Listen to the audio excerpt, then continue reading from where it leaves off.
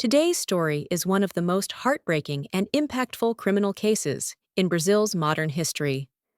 A tragedy that shook the nation, generated a massive debate about child protection, domestic violence, and the justice system, and left a permanent mark on millions of people who followed the investigation in real time. This is not a story of fascination with crime. This is a story about a victim, a 5-year-old girl whose life was taken far too soon.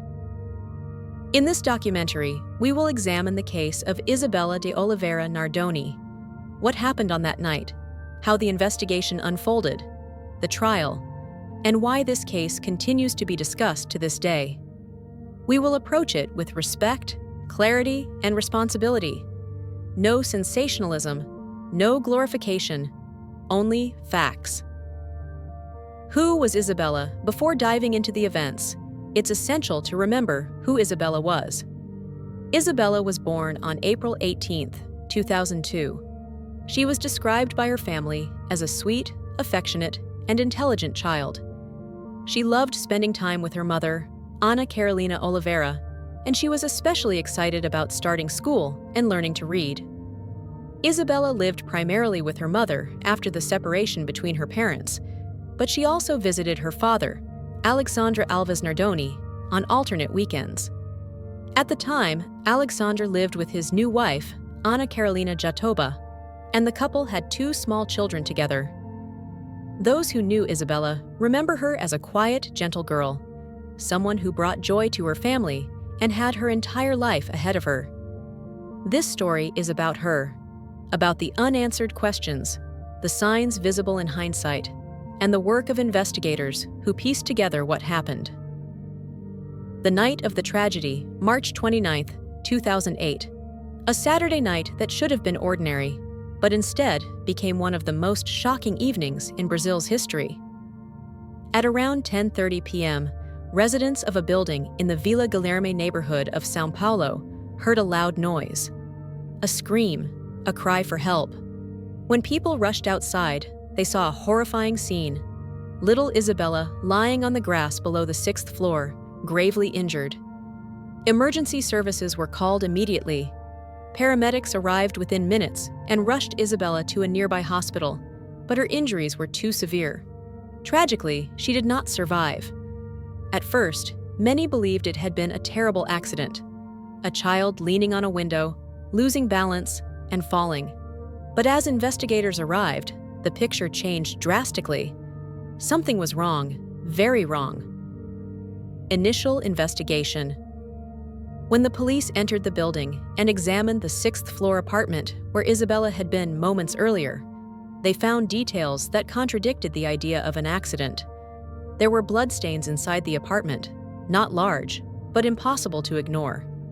Forensic experts identified a blood smear on the floor of the child's bedroom. There were also marks on the mesh screen of the window, showing that it had been cut or forcibly altered. These early clues led investigators to suspect that Isabella may have been injured before falling. This changed the tone of the investigation immediately. Soon, the focus was on the only adults who had been inside the apartment at that moment. Alexandre Nardoni, the father, Ana Carolina Jatoba, the stepmother, both claimed it had been an accident. But their stories had inconsistencies that would grow deeper as the investigation progressed. The parents' testimony, according to Alexandra and Ana Jatoba, the events unfolded quickly and unpredictably. They claimed an intruder might have entered the apartment. They said they found Isabella injured and that the fall was an act of someone else. They insisted they had no involvement. However, the lack of evidence supporting this theory raised doubts among detectives. There were no signs of forced entry, no footprints, no fingerprints of a third person, and no items missing. The investigators also found contradictions in Alexandra's timeline, particularly regarding how long it took for him to bring Isabella upstairs, and why certain injuries could not be explained by a fall alone. The public began to follow the case intensely as these details emerged. But the truth would be built not on intuition, but on forensics. The forensic analysis, the most important turning point in the case, came from forensic evidence. Experts reconstructed the scene meticulously. Their findings were powerful and troubling. Injuries before the fall. The autopsy revealed signs of manual pressure on Isabella's neck, suggesting she had been strangled or suffocated before the fall. There were also trauma marks on her body that did not align with a simple fall from the window. These injuries pointed to a violent altercation prior to falling. Blood evidence. Small drops of Isabella's blood were found inside the apartment, including near the doorway and in her bedroom. These could not be explained by the father or stepmother's narrative. The window screen. The mesh from the window had been cut in a way that suggested an attempt to stage the scene. Forensic analysis concluded that someone inside had opened and manipulated the screen, rather than someone sneaking in from outside. Reconstructed timeline. The timeline created by the forensic team indicated that Isabella was injured inside the apartment. She lost consciousness or mobility. She was carried to the window, and then she was dropped. These findings were devastating. They erased the possibility of an accident or the involvement of an intruder. The walls were closing in around Alexandra and Anna Hatoba. Public reaction and media coverage. As the investigation progressed, the case quickly became the most followed criminal story in Brazil. News channels broadcast updates around the clock. People gathered outside the police station demanding justice. This intense media attention came with controversy. While it brought national awareness to the case, it also risked turning a tragedy into public spectacle. But at the center of all this attention was only one person who truly mattered: Isabella. Her image, a small child with a bright smile, became a symbol of innocence lost. Public pressure grew. Authorities knew they had to proceed carefully, transparently, and based on evidence alone. The trial. In March 2010, after nearly 2 years of investigation, the case went to trial. The courtroom was packed. Outside, hundreds of people gathered. Millions watched from home. During the trial, prosecutors presented a detailed reconstruction of what they believed happened that night. They argued that Isabella had been injured inside the apartment. There was a violent altercation involving the stepmother. Alexandra later attempted to dispose of the body through the window. The window screen had been manipulated to simulate the presence of an intruder.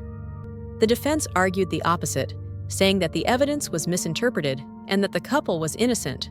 But when the forensic experts testified, describing the sequence of events supported by physical evidence, the case reached its decisive moment. After 5 days of trial, the jury delivered its verdict. The verdict, Isabella Nardoni, was sentenced to 31 years, 1 month in prison. Anna Carolina Hatoba was sentenced to 26 years, 8 months in prison. The courtroom fell silent.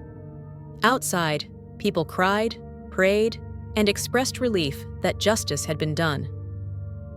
Aftermath and legacy, the Isabella Nardoni case left a permanent mark on Brazilian society. It raised awareness about child abuse, family violence, the importance of forensic science, and the need for protective measures for vulnerable children. Laws and procedures in Brazil began to evolve. Authorities strengthened child protection programs and emphasized quicker responses to domestic violence. For investigators, the case became a landmark study in forensic science. For millions of people, it became a reminder of the fragility of childhood and the responsibility adults hold in protecting it. But at the center of all the debates, all the media coverage, all the court documents, there remains the memory of a little girl who deserved to grow up, to live her life, and to experience everything the world had to offer. Her name was Isabella.